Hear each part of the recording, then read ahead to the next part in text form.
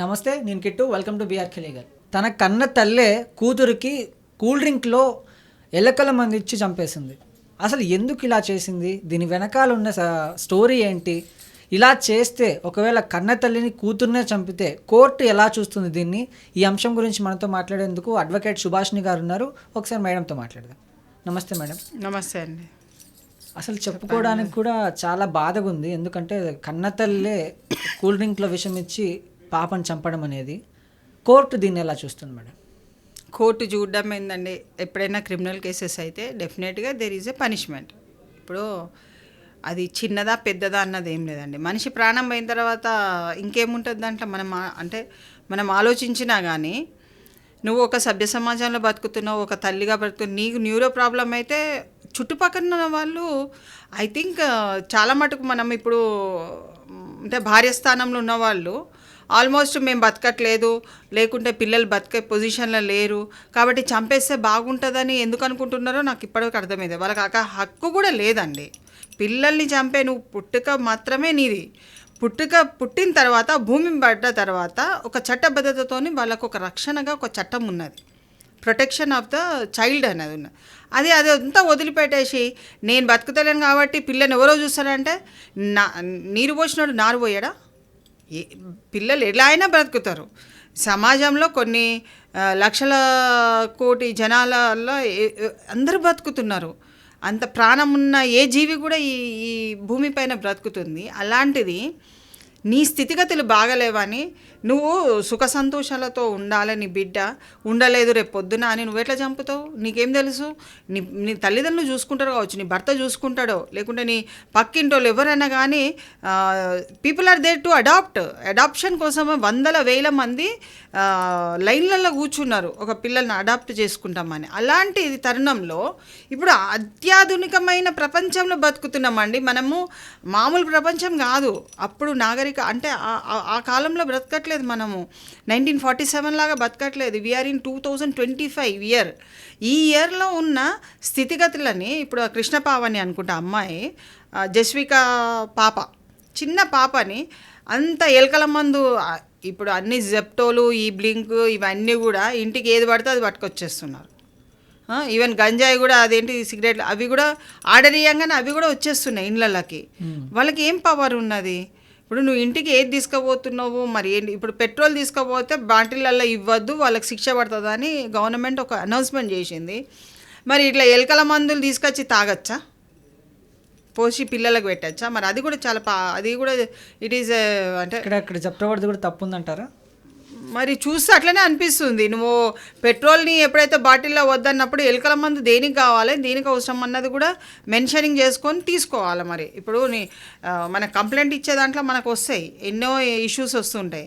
ఒకటి ఆర్డర్ ఇచ్చేటప్పుడు దాని గురించి we can put the issues అన్నట్టు. వాళ్ళు అట్లాంటిది కూడా మనకు చూపి పెట్టాలి. మరి ఇప్పుడు చాలా ఉన్నాయి వాళ్ళు అంటే ఆర్డర్లో ఎన్నెన్నో జెప్టో కానీ బ్లింక్ కానీ ఇలాంటి వాళ్ళు చాలా మటుకు ఎవ్రీథింగ్ ఈజ్ ఎట్ హోమ్ అన్నది, మనం కూర్చున్న చోట అన్నీ వస్తాయి అన్నది వాళ్ళు తీసుకొస్తున్నారు. బట్ ఇక్కడ జెప్టోలో ఆర్డర్ చేసిందా, బ్లింకిట్లో చేసిందా, లేకపోతే ఆన్లైన్లో చేసిందా? ఏది ఏమైనా ఆమె బ్రతికిందండి. ఆమె న్యూరో ప్రాబ్లం వస్తే ఆమెకి ఏమన్నా అయితే అప్పుడు తల్లిదండ్రులు ఏడుస్తారు. మరి నీ బిడ్డ ఇప్పుడు నువ్వు చంపినావు కదా, నీ బిడ్డకి ఎవరు ఏడవాలి? ఎవరు? అసలు నీకు ఏం అధికారం ఉన్నది? ఇప్పుడు BNS భారతీయ న్యాయ సంహిత యాక్ట్ సెక్షన్ 103 చాలా క్లియర్గా చెప్తుంది, లైఫ్ పనిష్మెంట్ అండి. నువ్వు ఇప్పుడు నువ్వు హాస్పిటల్లో బతికినంతసేపు కొంచెం సేపు ఉండవు, తర్వాత తీసుకుపోయి నిన్ను జైల్లో కదా పడేసేది. అక్కడ కూడా ట్రీట్మెంట్ జరుగుతుంది. నువ్వు ట్రీట్మెంట్లో ఉన్న జైల్లో ఉన్నట్టే.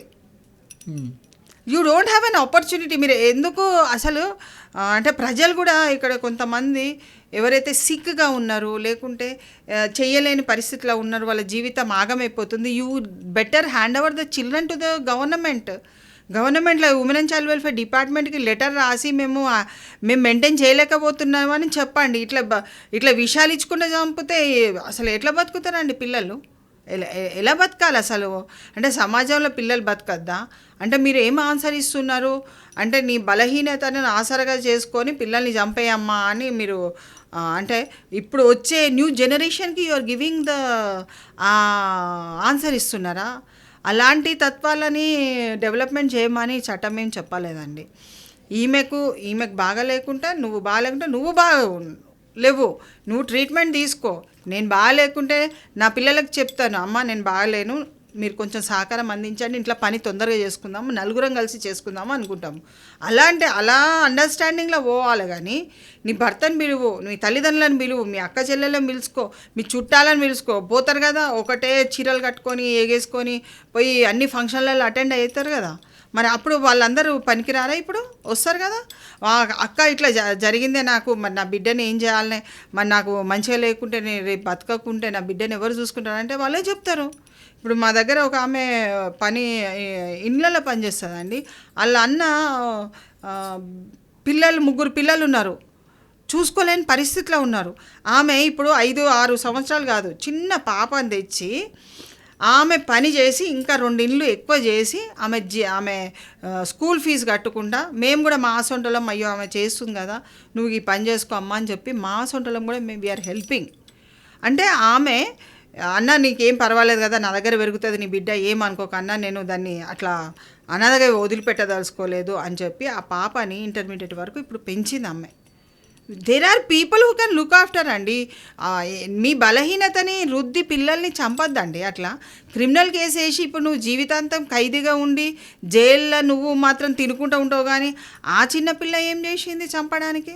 ఎలుకల మంది ఇచ్చి చంపవలసిన అంత కోరిక, అంత అసహ్యమైన కోరిక నీకు ఎందుకు కలిగింది? అంత క్రూయల్ గ్రౌండ్గా, అది చాలా తప్పు.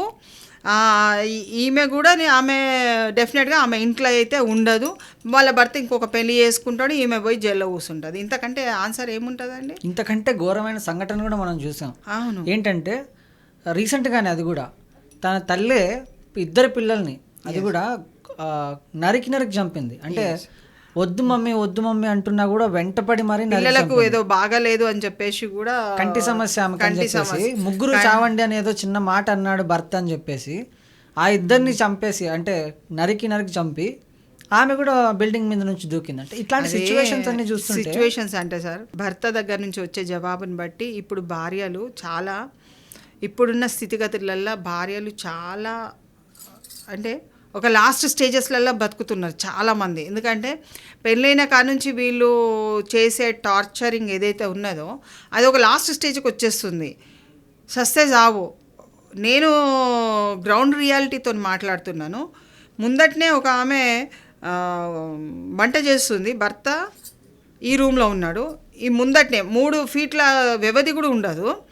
సస్తే సాగు నాకేంది అని అన్నం తింటావా, అన్నం మీదనే వచ్చింది, అన్నం వండుతుంది దాని మీద ఏదో వచ్చింది, నువ్వు వండితే ఏం చేసేది ఉన్నది, నువ్వు సస్తే సాగు నాకేంది అని ఏదో చిన్న డైలాగ్ కొట్టిన. అక్కడి నుంచి అక్కడికే మీద కేసేసుకొని ఆమె అక్కడనే కాలిపోయి వితిన్ ఒక 15-20 మినిట్స్లో చనిపోయింది ఆమె.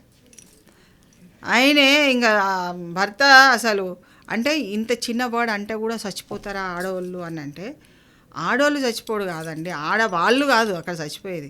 ఎక్కడైతే బాధితురాలు కొన్ని సంవత్సరాల తరబడి ఆమెకున్న ఆవేదన వ్యక్తపరచుకోలేక మీ క్షణిక ఆవేశంతో ఆమె ఆత్మార్పణ చేసుకుంటుంది అక్కడ. అందుకని ఇప్పుడు ఆమె వీళ్ళని కంటికి చచ్చిపోవాల్సిన అవసరం ఏంటి? భార్యలకి విడాకులు తీసుకొని బతకచ్చు. సరే, ఏది ఏమైనప్పటికీ నీకు బాగలేనప్పుడు నువ్వు పిల్లల్ని చంపద్దు. అది that should be an answer.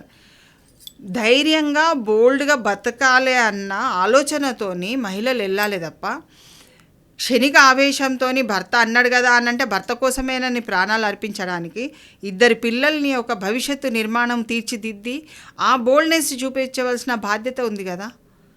ఇక్కడ నేను చెప్పడానికి కూడా నాకు కొంచెం బాధగా ఉంది. ఏంటంటే పిల్లల్ని పోషించడానికి ప్రాస్టిట్యూషన్లోకి దిగిన ఆడవాళ్ళు కూడా ఉన్నారు. నేను వాళ్ళ మనసు చంపుకొని శరీరాన్ని వేరే వాళ్ళకి ఇచ్చి ఆ వచ్చిన డబ్బులతో పిల్లల్ని పోషించే వాళ్ళు 100ల సంఖ్యలో ఉన్నారు.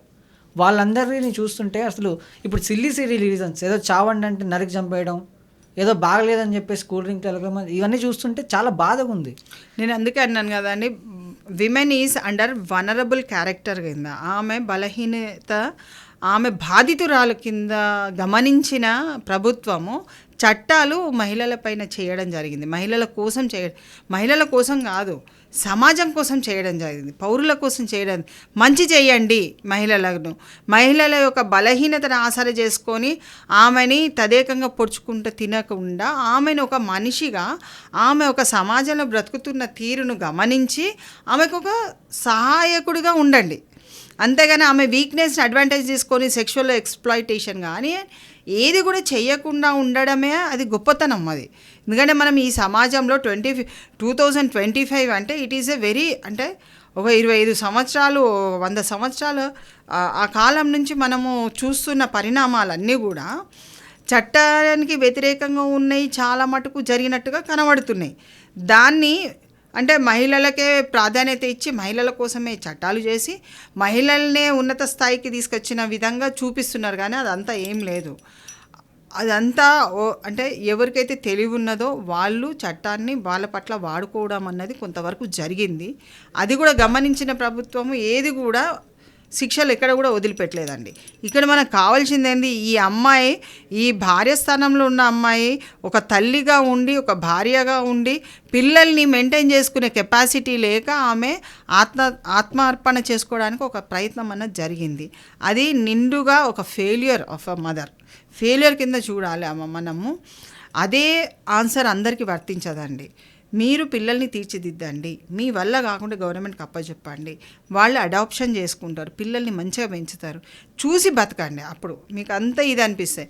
కానీ పిల్లల్ని చంపేసి మీరు కూడా చావడానికి ప్రయత్నం చేసి హాస్పిటల్లో అడ్మిట్ అయితే ఇప్పుడు ఇక్కడ జరిగేది ఏంటిది, యావత్ కారాగార శిక్ష. మరి ఇప్పుడు ఏం చేస్తావు నువ్వు? ఇప్పుడు నీ హెల్త్ బాగాలేదు, ఆ అమ్మాయి రక్షించలేదు, what you will do? That అంటే అందరు కూడా అర్థం చేసుకోవాలి. అంటే బాధ్యతాయుతమైన జీవితాన్ని గడపడానికి ప్రయత్నం చేయాలి. చట్ట ప్రకారము జీవితాలు బాగుండాలనే చట్టాలు తయారు చేయబడ్డాయి. వాటి కోసం మనము బాధితుల కోసమే చట్టాలు ఉన్నాయని గమనించి వాటి మీద ఎక్కువ దృష్టిని పెట్టి, మీకు ఎక్కడైనా బాధ కలిగితే you write to the collector, మాకు ఇట్లా ఉన్నది, మా సమస్య ఉన్న కుటుంబ వాళ్ళు ఇంకోలుగా women and child welfare department రాస్తారు. సఖీ సెంటర్స్ ఉన్నాయి, అక్కడ కూడా మీకు వెసులుబాటు కాకుండా ఇంకో సెంటర్స్ ఉన్నాయి. There are many ways to live. మంచిగా బతకాలన్న ఆలోచన ఉంటే మంచిగా బతకాలి, కష్టపడి బతకాలంటే కష్టపడి బతకచ్చు. కానీ అపహాస్యం చేసుకుంటే జీవితాన్ని, ఈ జన్మ చాలా సార్థకత అందరికీ దొరకదండి, మానవ జన్మ. ఆ జన్మని సార్థకత చేసుకోవడానికి ప్రయత్నం చేయాలి తప్ప చట్ట వ్యతిరేక విధానాలకు పాల్పడి పిల్లల్ని జీవితం నాశనం చేయొద్దు. ఓకే మేడం, బాగా చెప్పారు, థ్యాంక్ యూ.